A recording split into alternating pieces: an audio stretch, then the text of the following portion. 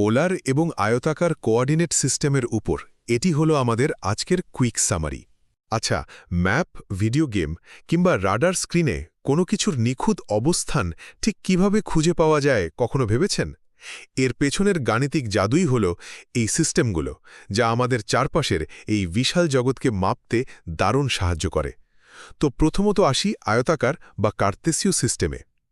ধরুন একটা সমতল জায়গায় আড়াআড়ি দুটো রেখা টানলেন, যা একদম 00 পয়েন্ট বা মূল বিন্দুতে এসে মিলল। নিউ ইয়র্ক বা ঢাকার মতো বড় শহরের ওই ছক্কাটা রাস্তাগুলোর কথা একটু চিন্তা করুন তো। ঠিক সেভাবেই এখানে কোনো বিন্দুর অবস্থান ডানে বামে বা উপরে নিচে মেপে বের করা হয়, বুঝলেন? সোজা রেখা বা ম্যাপ ডিজাইনের জন্য এটা কিন্তু একদম পারফেক্ট। দ্বিতীয়ত, পোলার সিস্টেম। শহরের রাস্তার জন্য আগেরটা দারুণ হলেও বৃত্তাকার কিছুর ক্ষেত্রে সেটা বেশ ঝামেলার, তাই না? মজার ব্যাপার হলো এই পোলার সিস্টেমে কিন্তু কোনো গ্রিডই থাকে না। এর মূল জিনিস মাত্র দুটো: কেন্দ্র থেকে সরাসরি দূরত্ব আর একটা নির্দিষ্ট কোণ, যাকে আমরা থিটা বলি।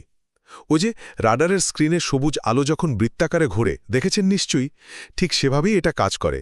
আর বৃত্তাকার গতি বা রোটেশন মাপতে এর আসলে কোনো জুড়ি নেই। সবশেষে এদের মধ্যে মূল পার্থক্যটা কোথায়? সত্যি বলতে এই দুটো সিস্টেমের কাজ কিন্তু একটাই: একদম সঠিক অবস্থান বের করা।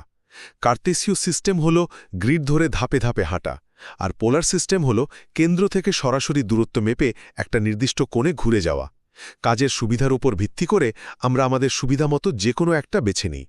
সংক্ষেপে বলতে গেলে, ম্যাপের গ্রিড ধরে সোজা পথে হাঁটা হোক বা রাডারের স্ক্রিনে জাহাজের দিক নির্ণয় করা, এই দুটো পদ্ধতিই পৃথিবীর যে কোনো জিনিসের অবস্থান একদম পিন পয়েন্ট করতে আমাদের দারুণভাবে সাহায্য করে।